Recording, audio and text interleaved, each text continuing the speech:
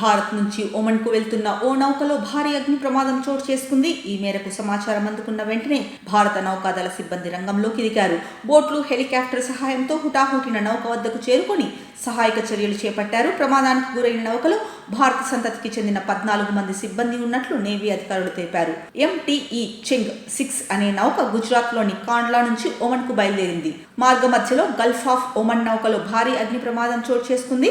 Engine గదిలో మంటలు చెలరేగడంతో మొత్తం విద్యుత్ సరఫరా నిలిచిపోయింది. దీంతో సిబ్బంది అత్యవసర సాయం కోసం సందేశం పంపారు. సమీపంలో విధుల్లో ఉన్న INS తబర్ వెంటనే అప్రమత్తమైంది. బోట్లు, హెలికాప్టర్ సాయంతో అగ్నిమాపక సిబ్బంది పరికరాలను తరలించింది. సహాయక చర్యలు కొనసాగుతున్నాయి. మంటలు చాలా వరకు నియంత్రణలోకి వచ్చాయి అని భారత నౌకాదళం ట్వీట్ చేసింది. ఇదిలా ఉండగా ఇటీవల కేరళ తీరంలో ప్రమాదానికి గురైన ఓ కంటైనర్ నౌకలోని సిబ్బందిని నౌకాదళం కాపాడిన విషయం తెలిసిందే.